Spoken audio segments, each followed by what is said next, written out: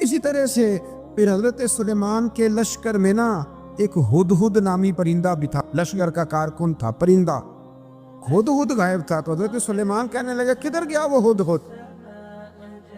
نظر نہ آج آیا، سخت سزا دوں گا، یہاں تو کوئی اچھی خبر لائے گا، کیونکہ وہ ہدہد پرندہ جاتا تھا تو خبریں لا کے دیتا تھا، ورنہ سزا دوں گا۔ اتنی دیر میں ہدہد بھی آ گیا۔ تو یہ پرندے جو کارکن ہوتے ہیں بڑے سیانے ہوتے ہیں، کبھی بندہ ناراض ہو تو صحیح خبریں لے آتے، تو صحیح خبر لے کے آ گیا۔ آتے ہی آ کے بیٹھا تو اس نے حضرت سلیمان علیہ السلام نے کہا کہاں تھے؟ عرض کرنے لگا حضور میں ملک سبا گیا تھا، وہاں ایک عورت حکمرانی کرتی، اس کا نام بلقیس ہے، بہت بڑے تخت پہ بیٹھتی ہے، 80 گز اس کا تخت لمبا ہے، 40 گز چوڑا ہے، اور شاید 80 من کے 80 ٹن اس کا وزن ہے۔ تو حضور وہ سورج کو پوچھتے ہیں۔ حضرت سلیمان نے فوراً خط لکھا، فرمایا جا کے اسے میرا خط دے دو کہ یہاں تو کلمہ پڑھ کے ہماری فرما بردار بن جائے، ورنہ تیار ہو جائے، جو اللہ کے غیر کو پوچھتے ہیں ہم ان کے خلاف جنگ کریں گے۔ وہ جب لے کے گئے نا خط، یہ حدود گیا تو وہ میٹنگ کر رہی تھی، اس کے وزیر مشیر سارے بیٹھے تھے، اس نے جا کے خط پھینک دیا ملکہ بلقیس کی جھولی میں۔ اس نے خط پڑھا تو ڈر گئی، وزیروں کو بلایا۔ حضرت سلیمان، قرآن کہتا ہے حضرت سلیمان نے کہا تھا خط پھینک کے نا تو سائن بھی ہو کے سننا وہ کیا کہتا۔ بندوں کے لیے منع ہے، پرندوں کے لیے جائز ہے۔ بندوں کے لیے منع ہے سائڈ پہ ہو کے سننا، ہاں جس کی جاسوسی کی ڈیوٹی ہو، کفر کی جاسوسی، اس بندے کے لیے بھی جائز ہے۔ تو یہاں ایک تو وہ پرندے تھے، دوسرا کفر کی جاسوسی کر رہے تھے، سائڈ پہ ہو کے سننے لگے۔ تو ملکہ بلقیس کہنے لگی اب کیا کرنا ہے، یہ خط آیا ہے۔ وہ کہنے لگے ہم تیار ہیں، آپ حکم کریں، ہم لڑنے کو تیار ہیں، لڑیں گے۔ وہ کہنے لگی نہیں تیزی نہ دکھاؤ، قرآن مجید کہتا ہے کہ وہ کہنے لگی جب لڑائیاں ہوتی ہیں تو شہر تباہ ہوتے، ملک کھنڈر بن جاتے، لڑائی مسئلے کا حل نہیں ہے۔ انہوں نے کہا کہ میں نبی ہوں، ایک دفعہ آزما لیتے ہیں کہ نبی ہیں کہ نہیں، معاذ اللہ آزما لیتے ہو۔ کہا کیسے؟ کہنے لگے تحفے تائے بھیجتے ہیں، اگر مال پر دل للچا گیا تو پھر نبی نہیں بادشاہ ہے، اور اگر مال پر دل للچایا نہ تو پھر اللہ کے کامل بندے۔ یہ فرق اس نے اس وقت بیان کیا۔ اس نے 500 کنیزیں، 500 غلام، بڑے شاندار لباس پہنا کے، 500 گھوڑا بڑا تگڑا، اس کے اوپر مال و اسباب رکھ کے تیاری کرا کے حضرت سلیمان کی طرف بھیجا۔ ہدہد پہلے سے خبر لے کے آ گیا، حضور اس نے یہ پروگرام بنایا ہے۔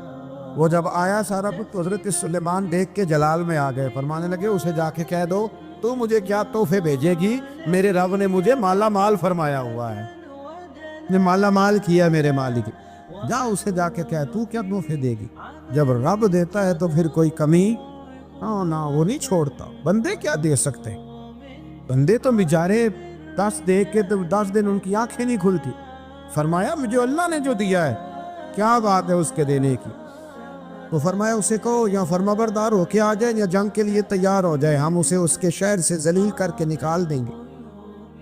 اس نے جا کے جب پیغام دیا تو اور ان لوگوں نے بھی آ کے بتایا کہ وہاں تو ہم عجیب منظر دیکھ کے آئے ہیں کہ جانور بھی ہاتھ باندھے کھڑے ہیں، وہاں تو جنات، سرکش جنات کھڑے، وہ بادشاہ نہیں وہ نبی ہیں، وہ جو 500 غلام اور 500 کنیزیں گئی تھی، حوال سنایا آٹھ۔ تو ملکہ بلقیس نے پھر خط لکھا کہ میں فرما بردار ہو کے آ رہی، مانا کیا ہے میں کلمہ پڑھنے کے لیے آ رہی۔ تو حضرت سلیمان نے کہا بھئی اب اس طرح کرو، ذرا فرش بچھاؤ۔ انہوں نے فرش بچھایا، اس طرح کا کہ اوپر فرش تھا، نیچے مچھلیاں تیر رہی، لگ رہا تھا دریا ہے، ڈیوٹی لگ رہی تھی، جنات نے بچھا دیا۔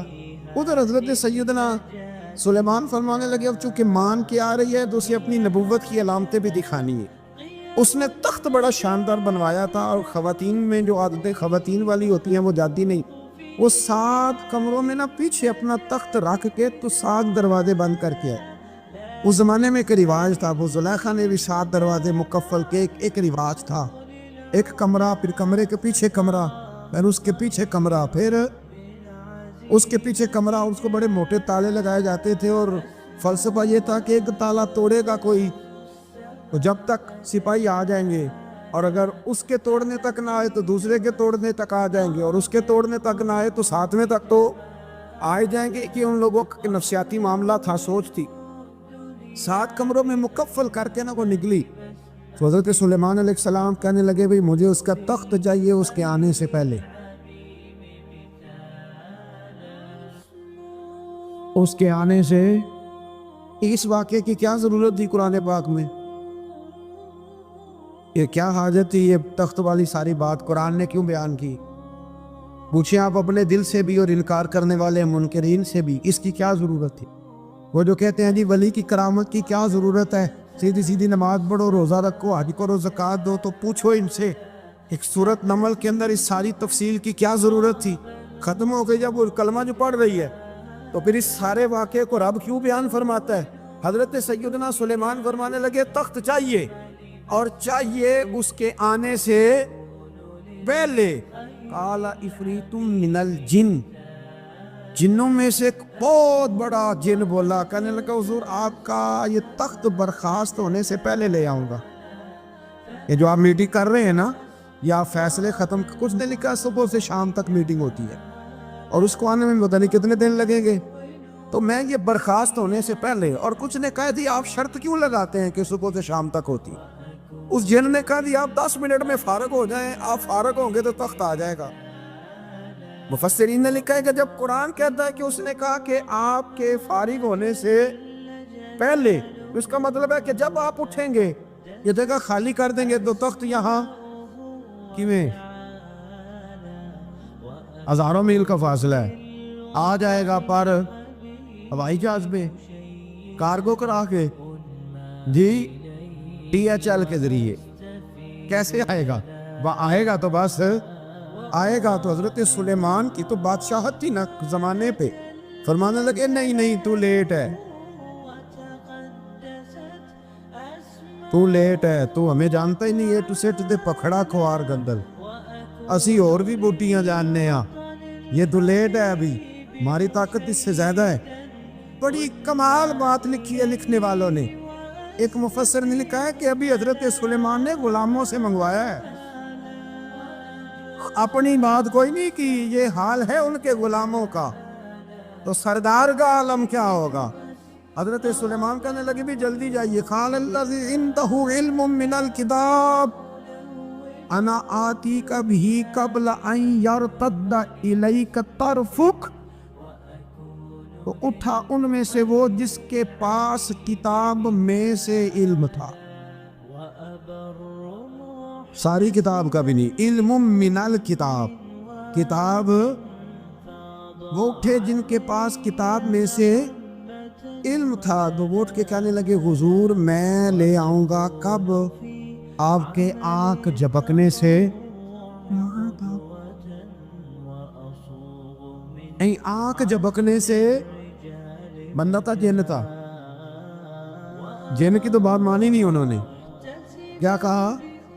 آنکھ جھپکنے سے، میں آنکھ جھپکنے سے پہلے لے آؤں گا. تو حضرت سلیمان کہنے لگے تو ٹھیک ہے چل لا پہ لا. پھر آنکھ جھپکنے سے مفسرین نے لکھا اللہ نے مشورہ کیا تھا فرشتوں سے، وَإِذْ قَالَ رَبُّكَ لِلْمَلَائِكَةِ إِنِّي جَاعِلٌ فِي الْأَرْضِ خَلِيفَةً.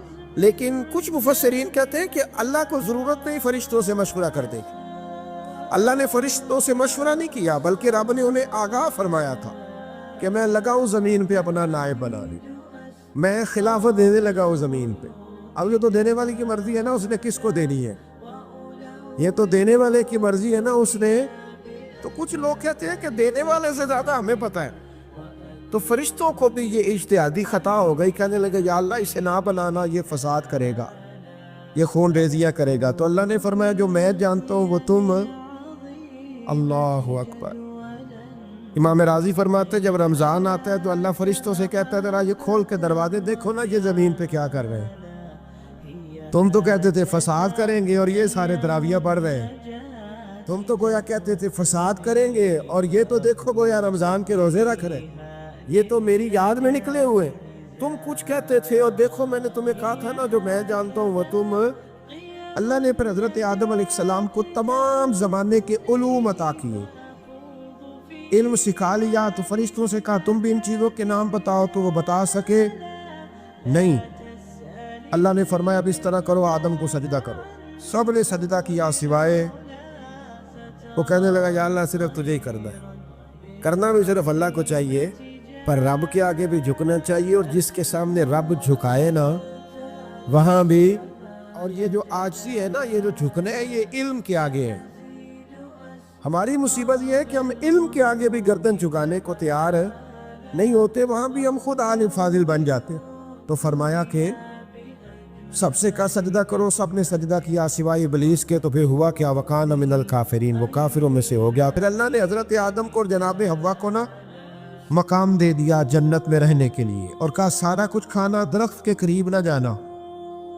ابھی آپ کسی سے کہہ دیں تھوڑا سا کہ پیچھے نہ دیکھنا، یعنی اگر میری سمجھ لے ادب کی وجہ سے کوئی 1.5-2 منٹ یا 6 منٹ نہیں بھی نہ دیکھے گا تو سوچے گا ضرور کہ پتہ نہیں اب پیچھے کیا ہے، مصیبت کیا ہے۔ یعنی آپ کہہ کے دیکھ لیں کسی کو، پیچھے نہ دیکھنا فطرت ہے نا انسان کی، وہ جستجو کرتا ہے، کہا اس درخت کے پاس نہ جانا۔ تو حضرت حوا سلام اللہ علیہ کہتے ہیں دل میں خیال رہتا تھا کہ آخر ہے کیا درخت کے پاس۔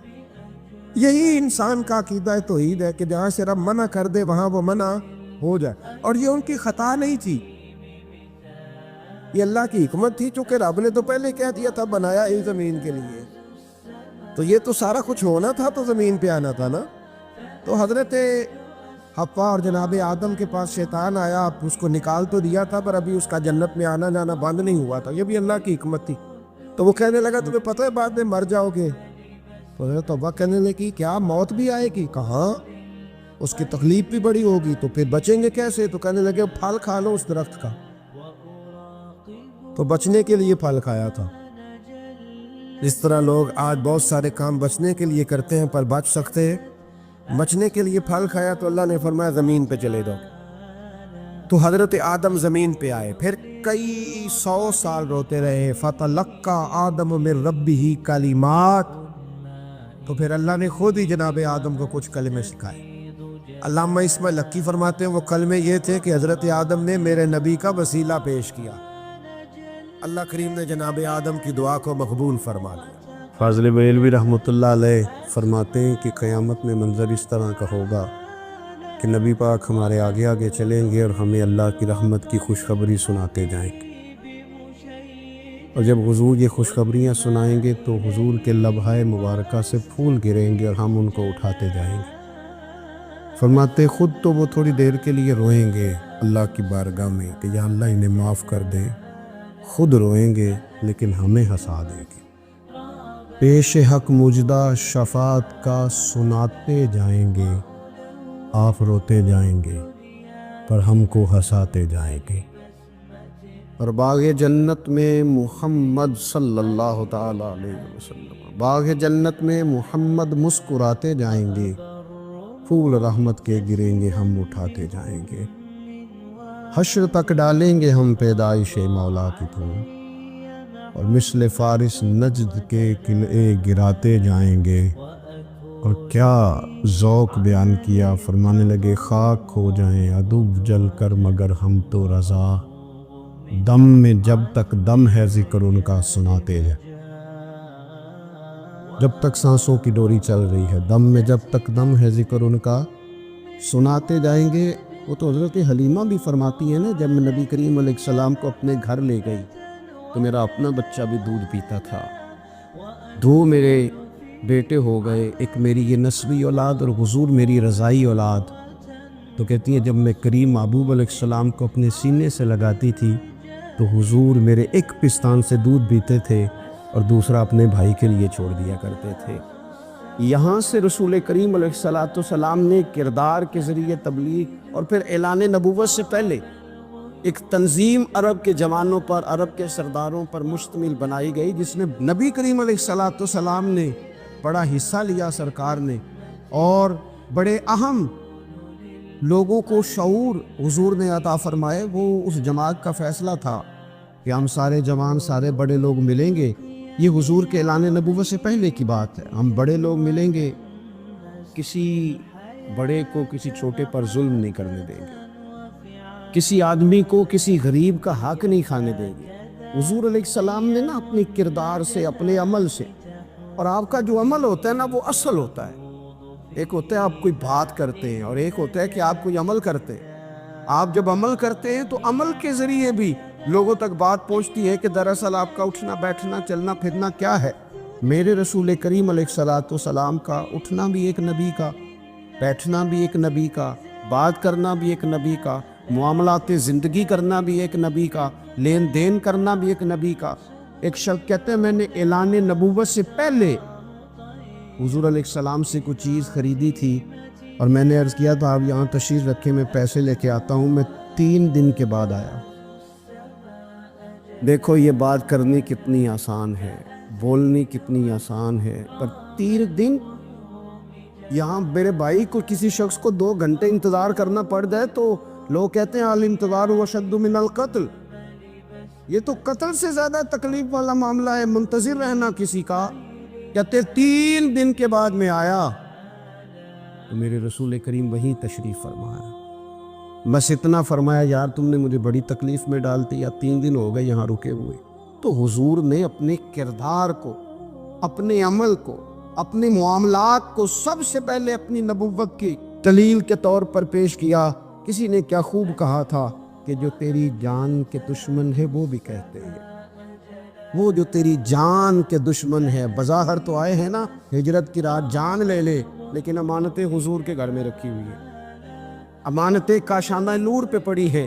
وہ جو تیری جان کے دشمن ہے وہ بھی کہتے ہیں کہ امین تو ہے اور صداقت کی آبرو تو ہے، امین بھی تو ہے، صداقت کی آبرو تو ہے۔ تو پہلے کردار، پھر دوسری بات اللہ تعالیٰ نے اپنے محبوب علیہ الصلوۃ والسلام کو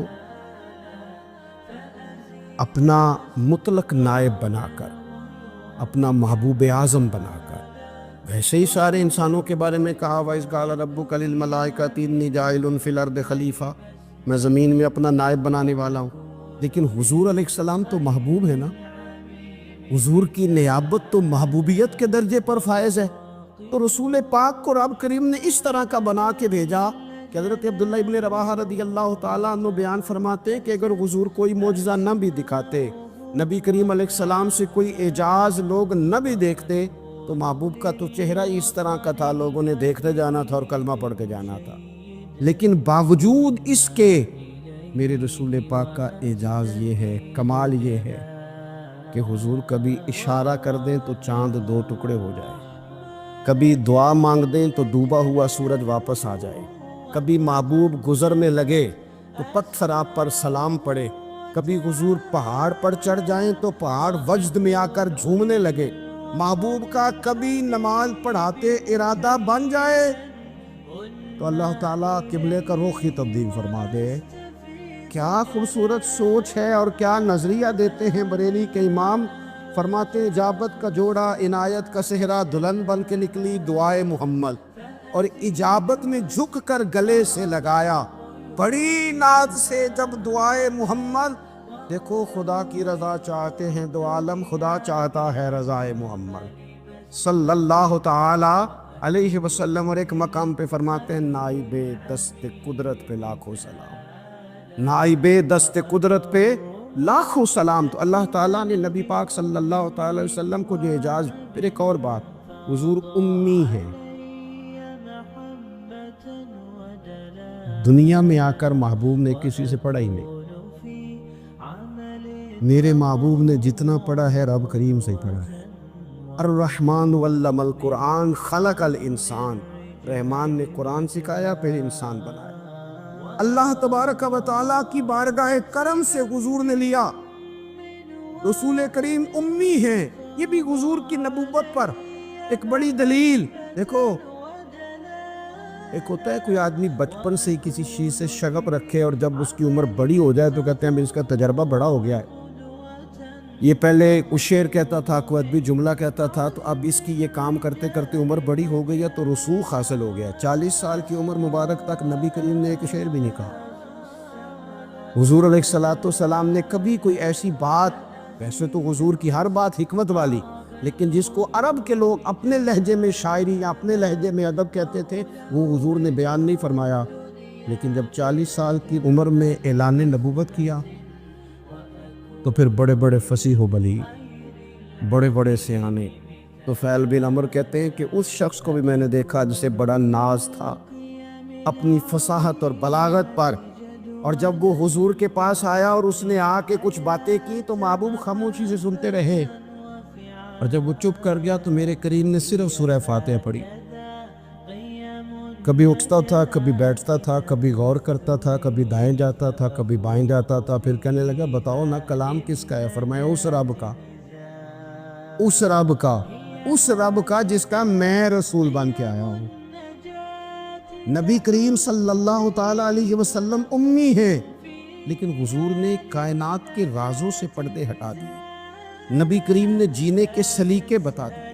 حضور نے ہر شخص کو اس کے مقصد حیات سے آگاہ کر دیا.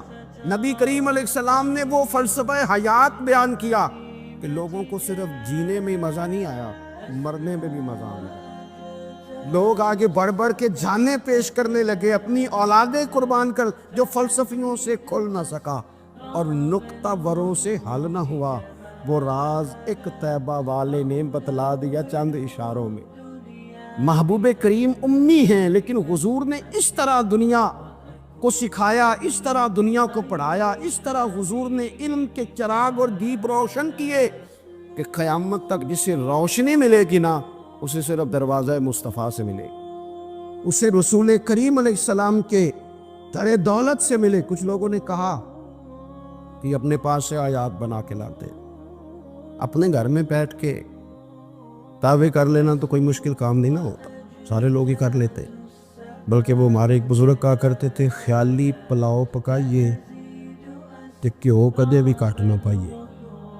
تو کون سا پیسوں کا ڈالنا ہے، زیادہ ڈالیں، ہاں اور زیادہ ڈالیں. بہت سارے لوگ ہیں آج بھی، کچھ لبرل ہیں بیچارے، کچھ دین بیزار طبقہ ہے، وہ کہتے ہیں جناب ہمیں تو جدید باتیں بتائیں، ہمیں تو نئے اسلوب کے مطابق لے کے چلیں، ہمیں تو او بھائی سن، میرے نبی پاک علیہ السلام نے فرمایا میرا قرآن کبھی پرانا نہیں ہوتا.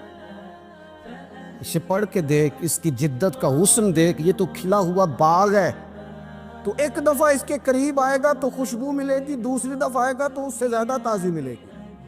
ایک دفعہ پھل کھائے گا تو مزیدار ہوگا، اور دوسرا کھائے گا ہو سکتا ہے شکل ملتی جلتی ہو لیکن ذائقہ بڑا نرالا ہوگا.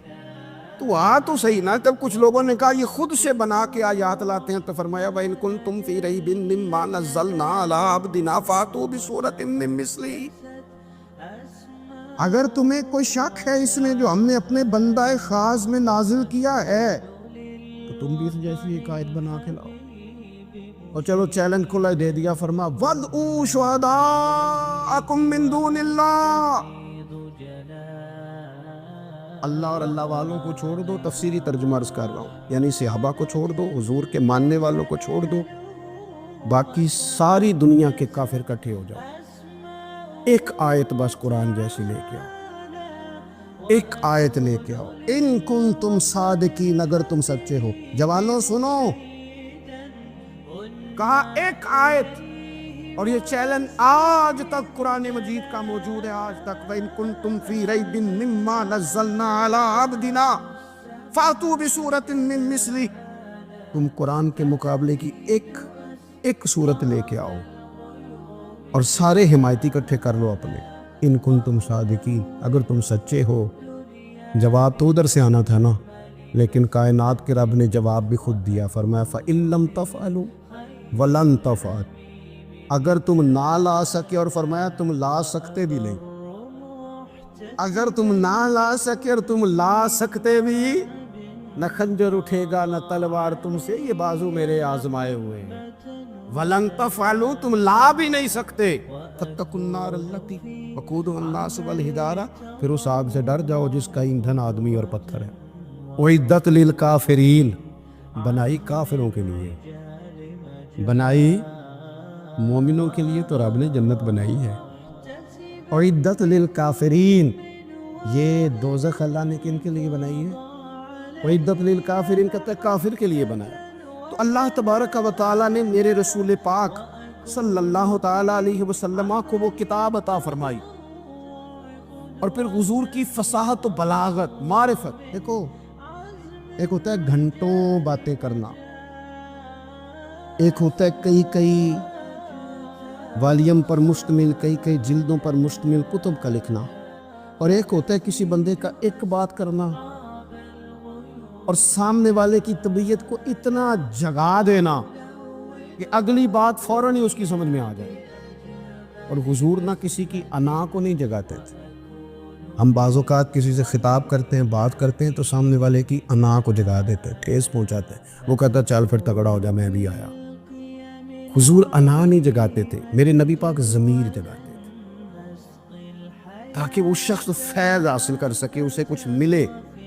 नबी करीम का जो अंदाज़े तकल्लुम है वो इस तरह का होता था कि इंसान खुद ब खुद खिल उठता था कि मतलब ये बात होने क्या लगी है, मतलब हुजूर क्या फरमाने लगे। नबी करीम सल्लल्लाहु ताला अलैहि वसल्लम एक दिन महबूब करीम ने सहाबा के बीच हुजूर की फसाहत और बलागत देखे।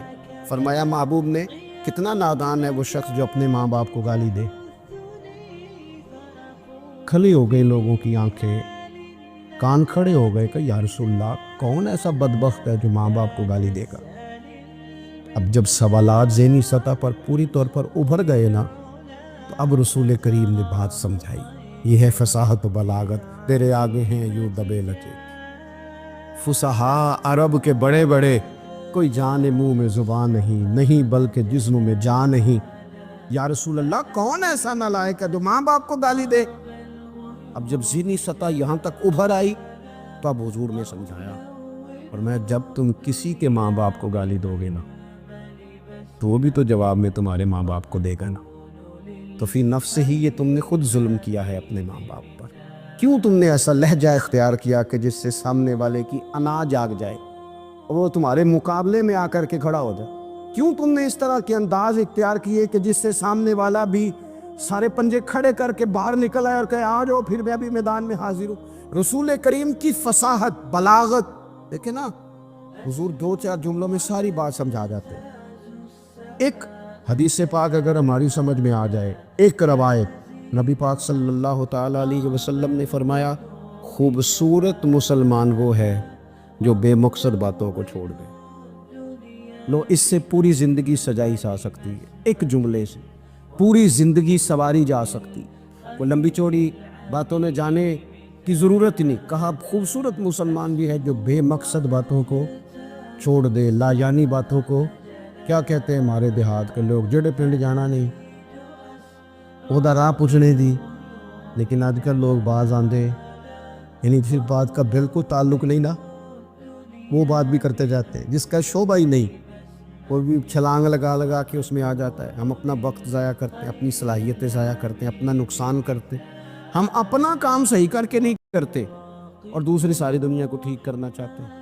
ओ भाई, आप जिस जगह जिस शोबे से ताल्लुक़ रखते हैं, आप अपने मामलात में मजबूती पैदा करें। हुजूर ने अपनी फसाहत के साथ, बलागत के साथ लोगों को कायल किया।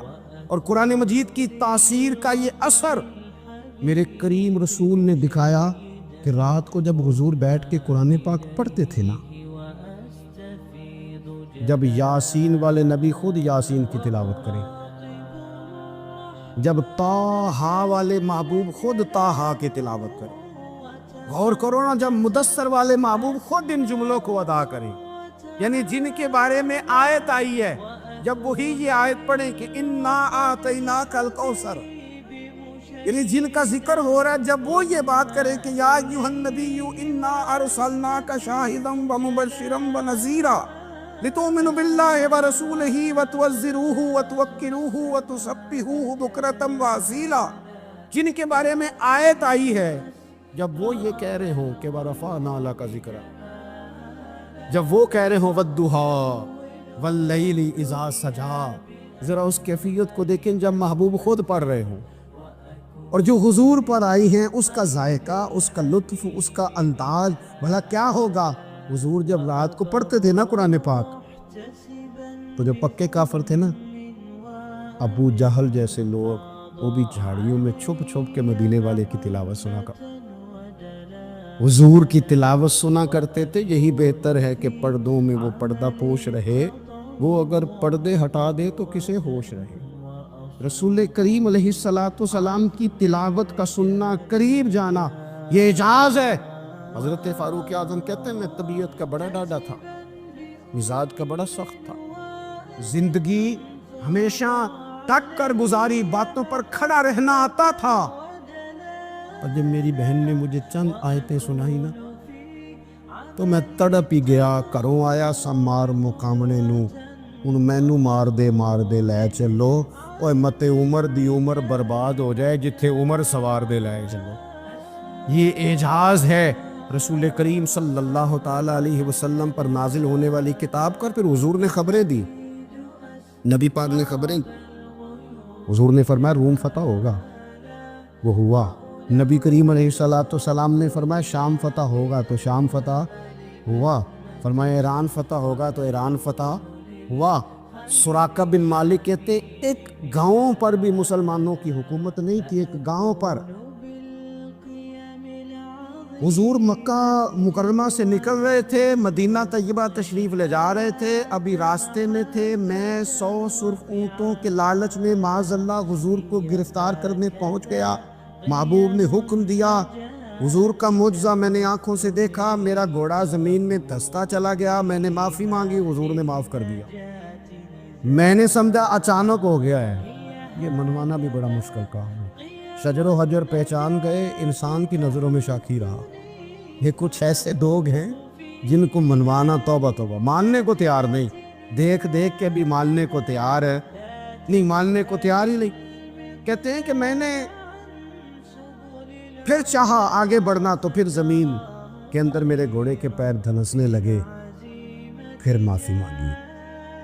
کریم تیرے معاف کرنے کی ادا پہ بھی قربان جائیں۔ یہ نہیں فرمایا کہ تو بار بار یوں ہی کرتا ہے، فرمایا معافی مانگتا ہے، جا میں نے معاف کیا۔ کہتے ہیں 3 دفعہ میں آگے بڑھا، 3 دفعہ حضور نے معاف کیا تو مسکرا کے فرمانے لگے تو یہاں مجھے گرفتار کرنے آیا ہے، وہ کیسر روم کا علاقہ فتح ہوگا۔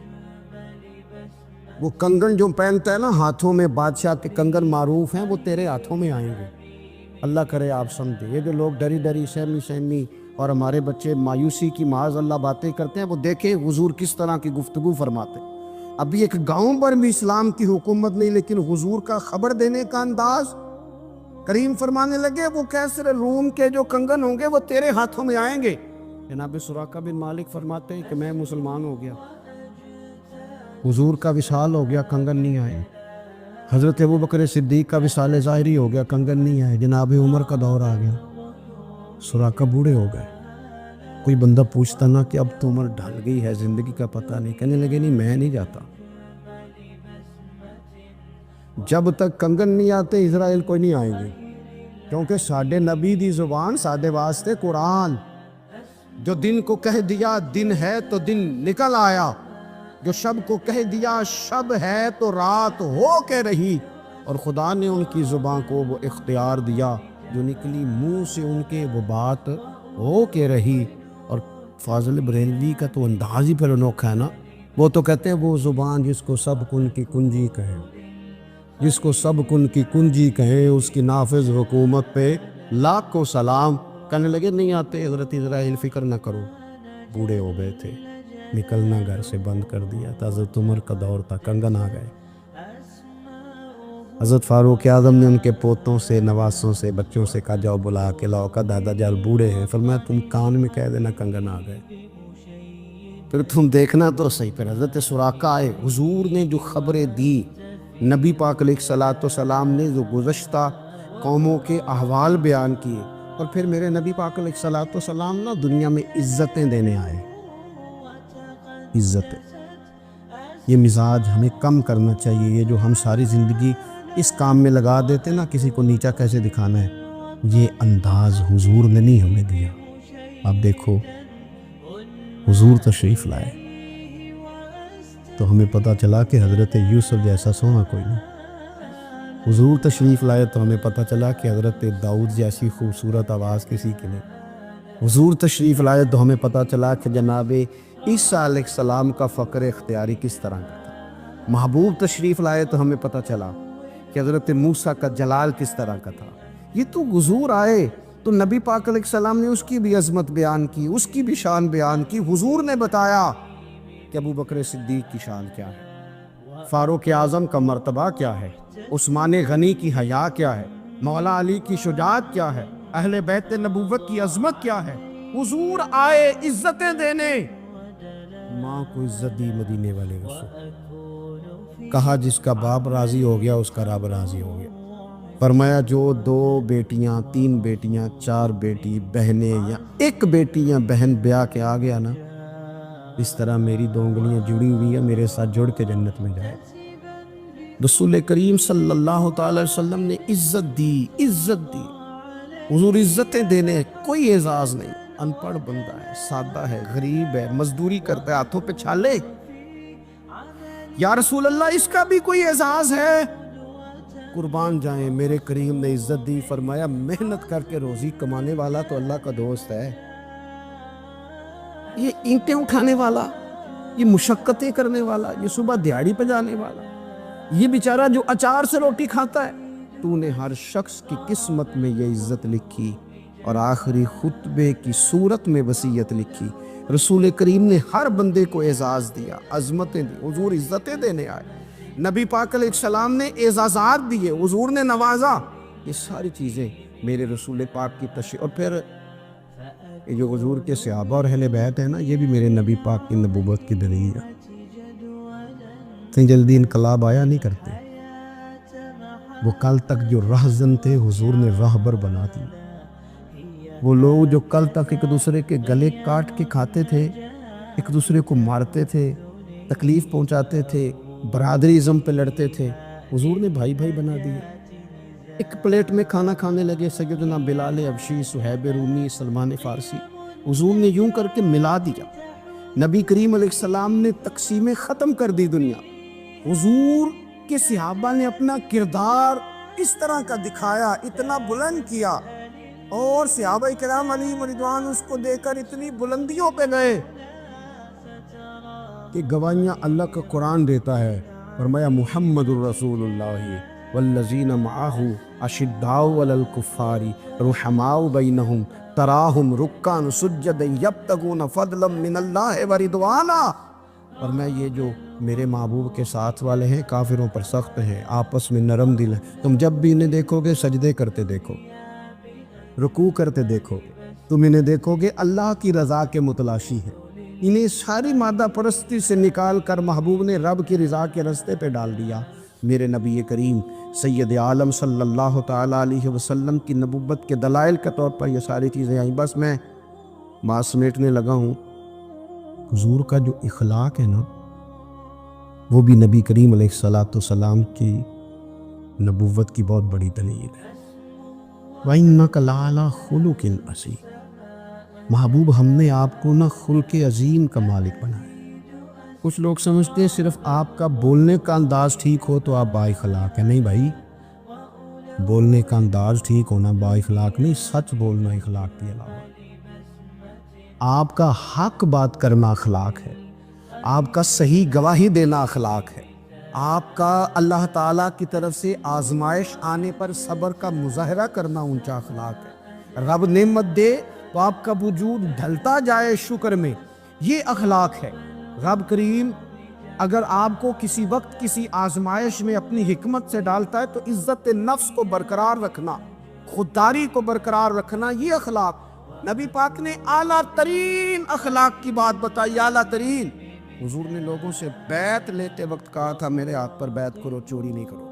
نبی پاک علیہ السلام نے مختلف امور پر بیعت لی. حضرت حکیم بن حزام کہتے ہیں حضور نے میرے ہاتھ پہ ہاتھ رکھ کے کہا میرے ہاتھ پہ ہاتھ رکھ کے بیعت کرو کہ کسی دنیا دار سے سوال نہیں کرو گے، خودداری سے زندگی گزارو گے، عزت نفس سے. جو رب نے تمہیں دیا ہے تم اس پر راضی رہو گے. لوگوں کی جیبوں کو ٹٹولنا، دوسروں کی دولتوں پہ راج کرنا، دوسروں کے مال پر نگاہیں ڈالنا اللہ کے حبیب نے پسند نہیں کرا. نہ بیعت کرو کہ تم کبھی کسی سے سوال نہیں کرو گے. حد ہو گئی. نبھانے والوں نے پھر اس عہد کو نبھایا اور کمال کر دی. حضرت حکیم بن حزام گھوڑے پہ بیٹھے تھے، ہاتھ میں درہ تھا، وہ زمین پہ گر گیا. قریب غلام کھڑا تھا. حضرت حکیم بن حزام خود گھوڑے سے اترے، درہ اٹھایا، دوبارہ گھوڑے پہ بیٹھے. غلام عرض کرنے لگا حضور مجھے بتا دیتے میں اٹھا کر دے دیتا. آنکھیں چمک اٹھی ہیں. فرمانے لگے کیسے بتا دیتا؟ اپنے رسول سے وعدہ کیا ہے کبھی کسی سے سوال نہیں کرو، کبھی سوال نہیں کروں گا. اللہ کے محبوب نے ہمیں اعلیٰ اخلاقی قدروں کی بات ہمیں سکھائی ہے۔ ہم دیکھتے ہیں کہ بڑی جلدی 2 4 5 لوگوں کے غصہ دلانے پر ہم ساری اخلاقی حدوں کو کراس کر جاتے ہیں۔ دوستو، ہمارا ایک ویژن ہونا چاہیے، ہمارے ذاتی رویے بڑے معتبر ہونے چاہیے، لین دین کے معاملات کے اندر مسلمانوں کو بڑا صاف ستھرا ہونا چاہیے۔ ہمیں اپنی معاشی زندگی میں روزمرہ کے معاملات میں ہماری توجہات کا مرکز صرف اللہ رسول کی ذات ہونی چاہیے۔ رب کریم نے اپنی حکمت سے کسی کو کتنا دیا ہے، یہ اس کی حکمت کے تقاضے ہیں۔ ہمیں اس نے جس رنگ میں جس حال میں رکھا ہے، ہمیں اپنے رب کی رضا پر بہت زیادہ مطمئن ہونا چاہیے۔ اچھا، پھر ایک اور بات، جن چیزوں کو ہم نے دکھ بنایا ہے نا، یہ تو وہاں دکھ تھا ہی نہیں۔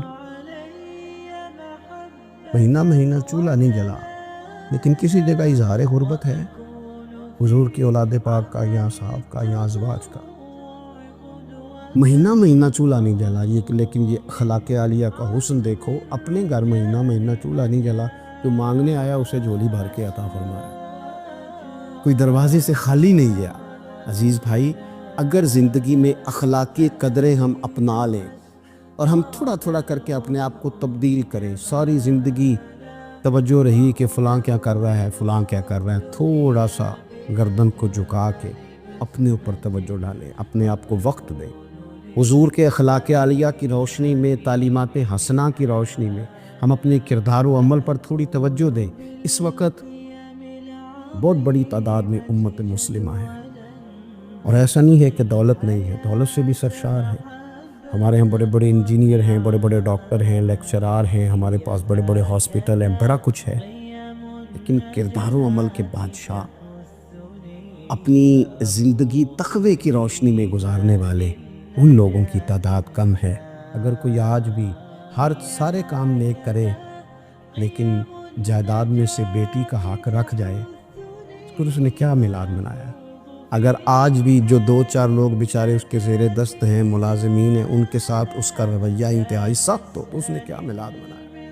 اگر آج بھی وہ برادری ازم کی بنیاد پر دوستیاں کرے اور چھوٹے بڑے کی وہ تقسیم رکھے، جیسے حضور نے فرمایا کہ قبیلے تو تعارف کے لیے، ورنہ کسی عربی کو اجمی پر، گورے کو کالے پر کوئی فضیلت نہیں۔ اگر کوئی آل بھی اس برادری ازم کا قائل ہے، پھر اس نے کیا میلاد منایا؟ اگر کوئی شخص آج بھی اپنے آپ کو مادہ پرستی میں پوری طرح دھکیل چکا ہے اور رضا الہی کا مسافر نہیں بنا، تو اس نے کیا میلاد منایا؟ اپنی طبیعتوں میں روحانی تبدیلی اور وہ خاص افکار جو حضور اپنے غلاموں میں پیدا فرماتے، ان افکار کو پیدا کرنا، سوچوں کو بدلنا، سوچوں کو، نظریات کو بدلنا، اپنے روزمرہ کے معاملات کا جائزہ لینا کہ ہم کس طرح آگے بڑھ سکتے ہیں اور کس طرح ہم ایک بہترین امتی اور ایک بہترین مسلمان بن سکتے ہیں، اس پر توجہ دینا، یہ میلاد ہمیں سبق دیتا ہے۔ وہ بنو نجار کی بچیاں غریب نہیں، امیر گھرانے سے تھی۔ انہوں نے جو بات کی اس کو حفیظ جلندری نے لکھا۔ مرحوم کہنے لگے کہ وہ ننھی بچیاں، چھوٹی بچیاں تھیں، کہتے وہ ننھی بچیاں وہاں بیٹھ کر دف بجاتی تھی اور رسول پاک کی جانب اشارے کر کے گاتی تھیں، اور لوگوں سے کہتی تھی کہ یہ کوئی ہمارا پیشہ نہیں دف بجانا، ہم تو چودھریوں کی بیٹیاں ہیں، ہم تو بڑے خاندان سے ہیں۔ وہ ننھی بچیاں جو بیٹھ کر وہاں دف بجاتی تھی، رسول پاک کی جانب اشارے کر کے گاتی تھی اور کہتی تھی ہم ہیں بچیاں نجار کے عالی گھرانے کی، خوشی ہے آمنہ کے لال کے تشریف لانے، ہمیں بڑی خوشی ہے آمنہ کے لال کے، خوشی ہے آمنہ کے لال کے، خوشی ہے آمنہ کے لال کے، ہمیں خوشی ہے آمنہ کے لال کے تشریف، خوشی ہے بس آمنہ کے لال کے تشریف۔ نبی پاک صلی اللہ علیہ وآلہ وسلم سے امت کا جذباتی رشتہ ہے۔ یہ پہلے دن سے ہی ابو جہل کم منع کرتا تھا کسی مسلمان کو کہ خانہ کعبہ میں نماز نہ پڑھو، کہتا پڑھو۔ حضرت سہیب ابن سنان بھومی سے اس نے کہا کہ آپ اپنے طریقے کے مطابق، مسلمانوں کے طریقے کے مطابق کعبے کے اندر نماز پڑھیں، جو مرضی کریں۔ اور روکتے تو وہ نبی پاک کے قریب جانے سے تھے، وہ منڈیوں میں بیٹھ جاتے تھے، حضور کے قریب نہ جانا، حضور کے قریب نہ جانا، حضور کے قریب نہ جانا۔ میری بات کو آپ سمجھے اور ہمیشہ یاد رکھیں، امت کا نبی پاک سے جذباتی رشتہ، جذباتی۔ یہ جو رسول اللہ کی امت ہے یہ گناہگار ہو سکتی ہے، پر اپنے نبی کی غدار نہیں ہوتی۔ میں آپ کو صحیح کہہ رہا ہوں۔ میرے کلین شیو نوجوان کے کان میں آپ جا کے کہیں نبی پاک، اور چاہے اس نے نماز نہ پڑھی ہو، چاہے اس نے داڑھی نہ رکھی ہو، آپ حضور کا نام لیں، اس کے رونگٹے کھڑے ہو جاتے ہیں، اس کی طبیعت، اس کا دل دھک دھک کرتا ہے، اس کی ایک ایک روح سے محمد محمد کی آوازیں نکل۔ یہ فیض ہے رسول پاک کا، اور یہ کرم ہے اللہ کا اس امت کے ساتھ۔ امیر ملت پیر جماعت علی شاہ صاحب محدث علی پوری فرماتے ہیں، ایک جگہ ہندوؤں کا جلسہ تھا، ہندو پنڈت تقریر کر رہا تھا، اس نے نبی پاک صلی اللہ علیہ وسلم کی شان میں معاذ اللہ کو بے ادبی کر دی۔ مسلمان تھے ہی نہیں، ایک مسلمان تھا، وہ ملانگ نہیں ہوتے دوری ڈنڈے والے، اس کے بعد رنگین ڈنڈا تھا، وہ کہیں دور بیٹھا تھا، تو اس نے سن لی، اسپیکر چل رہا تھا، تو وہ ڈنڈا لے کے تو سٹیج پہ چڑھ آیا۔ وہ کہتا ہے میں نے پنڈت کے سر میں مارا ایک ہی ہے، پر مارا ذرا صحیح کر کے۔ وہ ڈھیر ہو گیا، لوگوں نے گرفتار کر لیا، جیل میں چلا گیا۔ پیر صاحب کہتے ہیں میں ملنے گیا، بندے کو مس باللہ بھی سیدھی نہیں پڑھنی آتی، سورۃ اخلاص بھی ٹھیک نہیں آتی، ربنا آتینا دعا نہیں کر سکتا، ملنگ ہے۔ میں ملنے گیا اور میں نے کہا یار نہ تو نماز پڑھے، نہ داڑھی رکھے، نہ تو مسجد جائے، پر تو نے کمال کر دی۔ تو کہتے ہیں پیر صاحب چھم چھم رویا، اور پنجابی میں کہنے لگا پیر صاحب میں گناہ گار ہاں، پر اپنے نبی دا غدار تے نہیں نا۔ یہ گناہ گار اور غدار میں فرق ہوتا ہے۔ میں گناہ گار ہوں، پر یہ تو نہیں نا کسی کی جب کہ میرے سامنے میرے نبی کے بارے میں بات کر جائے اور ساڈی اچھی تے سچی سرکار نو گل کر دے۔ یہ بات آپ سمجھیں، دشمن احمد پہ شدت کیجئے، ملحدوں سے کیا مروت کیجئے، شرک ٹھہرے جس میں تعظیم رسول، اس برے مذہب پہ لعنت کیجئے، اور مثل فاغت زلزلے ہوں نجد میں ذکر آیات ولادت کیجئے، اور یا رسول اللہ کی کثرت کیجئے۔ نبی پاک کا پیار امت کے لیے سرمایہ حیات ہے۔ رسول پاک کے ساتھ امت کا والہانہ رشتہ ہے۔ نبی پاک کے ساتھ والے حضرت خبیب کو گرفتار کر لیا مکے والوں نے، اس وقت غربت تھی اسلام پر، مکے میں سارے لوگ اکٹھے ہو گئے، چوک میں پھانسی دینے لگے حضرت خبیب۔ کہنا آسان ہے، کرنا بڑا مشکل ہے۔ بندہ جیل میں الجھ جائے تو میں نے بڑے بڑے سیانے لوگ معافیاں مانگتے دیکھے، بڑے بڑے لوگ کہتے دیکھے ہیں کہ یہ کام بڑا قید تنہائی بذات خود ایک مصیبت ہے۔ آپ کو اکیلا رہنا پڑ جائے نا، یہ لاک ڈاؤن ہوا ہے تو لوگ نفسیاتی مریض بن گئے۔ اکیلے رہنا، تنہا رہنا کوئی چھوٹا کام ہے؟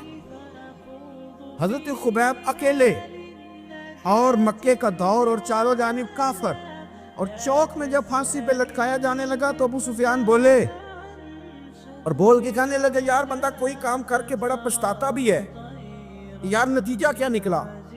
تو معاذ اللہ آپ کا بھی نتیجہ تو پھانسی ہے، تو آپ کا کیا خیال ہے؟ یہ آپ یقین کریں کہ لوگ صحیح صحیح ساتھ چلتے ہیں، تھوڑی سی دشواری اٹھانی پڑ جائے تو کہتے ہیں میں گاڑی ٹھیک تھا، پر انہیں پتھروں پہ چل کے اگر آ سکو تو آپ۔ میرے گھر کے راستے میں کوئی کہکشاں نہیں ہے، لوگ نا میٹھا میٹھا کھانا چاہتے ہیں، تھوڑا کڑوا آ جائے تو مصیبت بن جاتی۔ کہتے ہیں سارے ہی فلانے سے پیار کریں گے تو میں کروں گا، سارے مخالفت بھی کریں گے تو ہم انشاءاللہ پیار ہی کریں گے۔ یہ کیا بات ہوئی کہ ہم زمانے کا رنگ دیکھ کے چلیں گے؟ اب بعض لوگ پچھتا رہے ہوتے۔ حضرت خبیب سے کہا، ابو سفیان نے ابھی کلمہ نہیں پڑھتے تھے، کہنے لگے تو اس وقت پھانسی پہ لٹک رہا ہے اور تیرے نبی مدینے میں اور آرام میں، اور ان کے صحابہ آرام میں، اہل بیت گھر میں، تیرے ذہن میں اگر اس وقت یہ بات ہو کہ اس وقت تیری جگہ پہ وہ ہوتے، معاذ اللہ، پھر کیا ہوتا؟ مجمع غیروں کا، علاقہ غیروں کا۔ یہ ٹائم آیا تھا اب نعرہ رسالت لگانے کا، اب ٹائم آیا حضرت خبیب نے نعرہ رسالت لگانا ہے، پر لگانا کس طرح ہے کہ کافر یاد رکھیں۔ حضرت خبیب سے کہنے لگے اگر تیری جگہ حضور ہوتے تو پھر تیرا کیا خیال ہے؟ معاذ اللہ۔ تو حضرت خبیب کہنے لگے تم ابھی بھی نہیں سمجھے؟ ٹھیک ہے میں مکے میں اکیلا ہوں، سارے لوگ مدینے میں ہیں، پر میں پچھتا نہیں رہا، میں تو فخر کر رہا ہوں۔ میں فخر کر رہا ہوں اس لیے کہ چوری کر کے جان نہیں دے رہا، مدینے والے کی عزت پہ جان دے رہا ہوں، میں فخر کر رہا ہوں۔ فرمایا سن، تو کہتا ہے تیری جگہ حضور ہوتے اور تم انہیں یہاں معاذ اللہ پھانسی پہ لٹکا دے۔ فرمایا سن، میں تو یہ بھی پسند نہیں کرتا کہ میں گھر میں بیٹھا ہوں اور میرے نبی کو ہلکا سا کانٹا بھی چھو جائے۔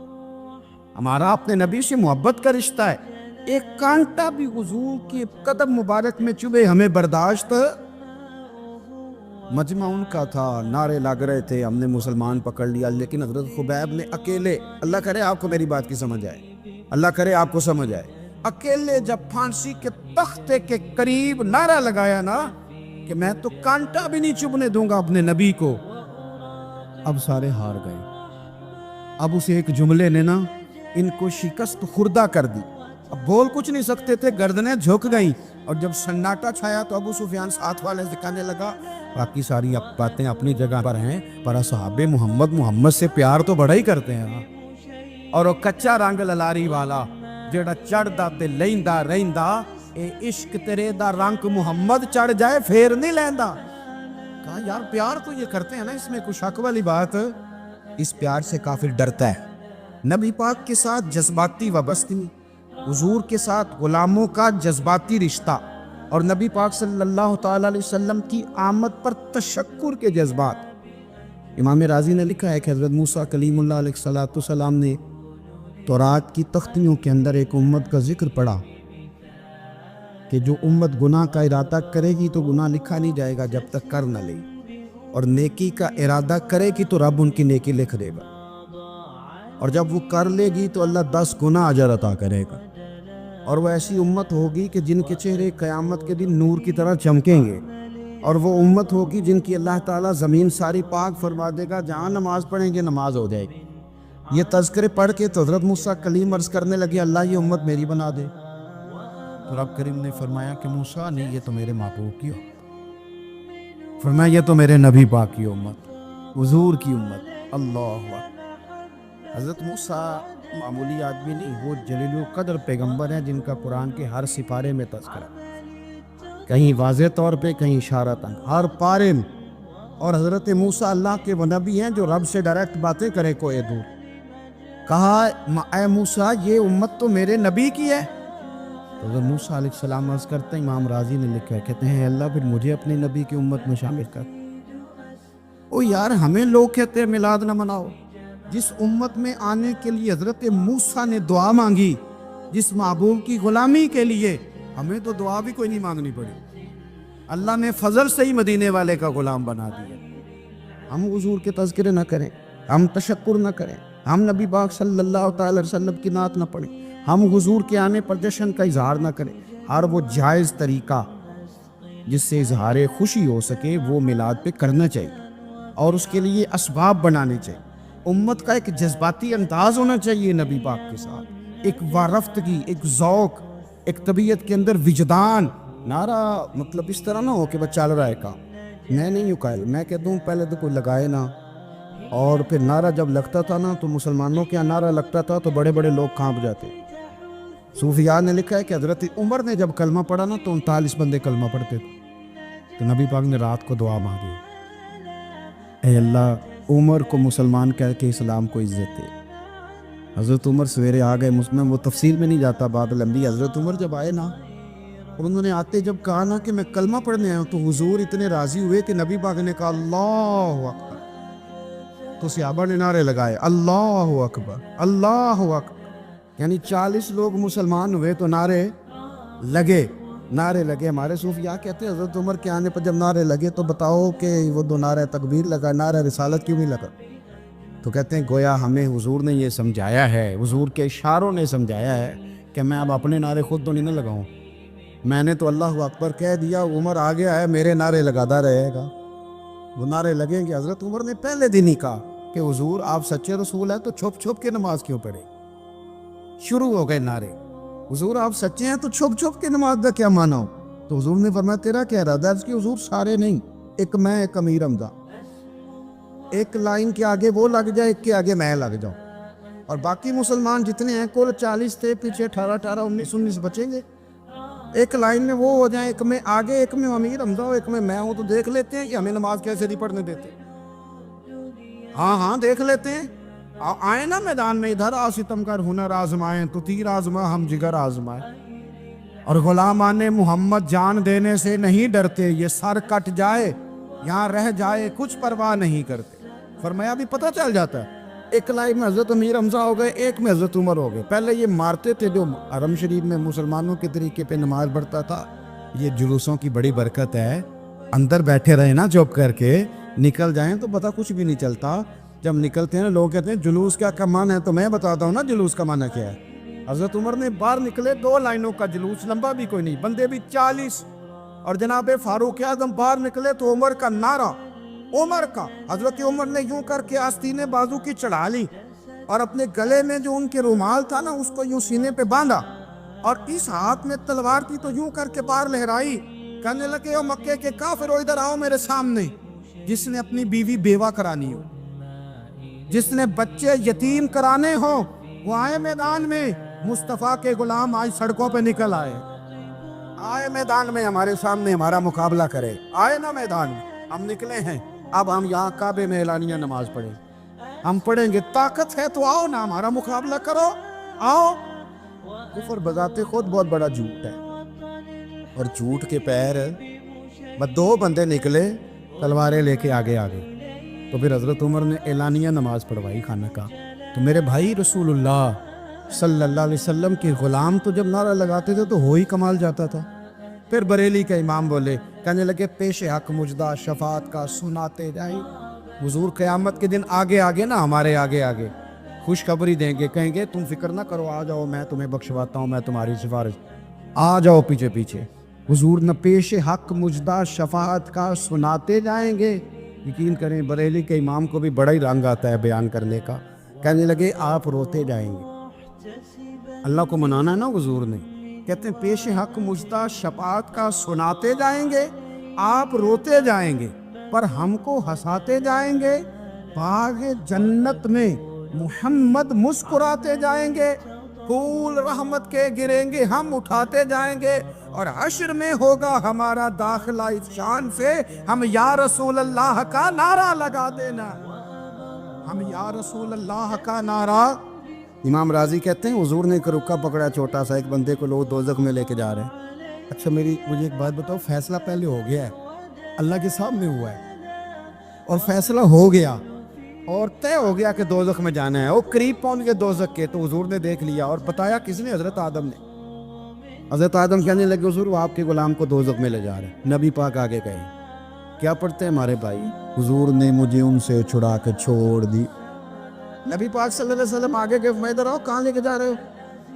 اللہ کے سامنے فیصلہ ہوا ہے، فرشتوں نے کیا ہے نا، فرشتے کو کسی سے بددیانتی تو نہیں نہ کرتے، فرشتوں نے جو کیا ٹھیک کیا ہے نا، کیوں لے کے جا رہے ہو؟ سونے گناہ زیادہ ہے، نیکیاں تھوڑی ہیں، فرمایا میرے سامنے تو کسی فرشتے نے نہیں کہا کہ سونے معاذ اللہ ہم کو بے ایمان ہے، ہمارے کو اس سے زیادہ چل ساڈا کو بننا سان جائے دے نال، بھائی میرا مطلب ہے صحیح تو لے فیصلہ اور میں دوبارہ تو لو۔ کوئی رب بھی فرماتا ہے جیسے میرا محبوب کہتا ہے ویسے ہی کہا، اور کوئی نہیں دوبارہ تول لو، کوئی حرج نہیں، تولو نہ دوبارہ۔ فرشتے دوبارہ آئیں گے، انہوں نے دوبارہ تولا، ایک پلڑے میں نیکیاں ایک پلڑے میں گناہ۔ اب وہ گناہ پھر زیادہ نکلے تو نبی پاک نے نا جیب سے اتنا سا رکا نکال، رکے کا بھی کوئی وزن ہوتا ہے، وہ حضور نے نیکیوں کے پلڑے میں رکھ دیا، نیکیاں بڑھ گئی، فرشتے بھی چپ کر گئے۔ چلو بھائی جنت میں میری طرح کا تھا نا پتہ سارا سردار کو کیتی ہے، پتہ تو تھا نا اسے من نانم کے من تانب تے سیدھا حضور کے قدموں سے جا لگا، کہنے لگا سونیا میں تو ساری زندگی گناہ کرتا رہا، یہ کون سی نیکی ہے؟ تو حضور فرمانے لگے چپ کر، جنت کا دروازہ کھول کے تو جا جنت میں۔ حضور رکے میں کیا ہے؟ فرمایا تو نے ایک دن درود و سلام نہیں پڑھا تھا، اور میں نے تیرا سنبھال کے رکھا ہوا تیرا درود شریف، اور نعرے رسالت بھی تو نے لگائے تھے، اور تو کھول کے میرے تذکرے میں نے تیرا سنبھال لیا، دوزخ میں تو کیا میرا سایہ نہ جائے، کیونکہ رسول پاک سے دیکھا نہ جائے۔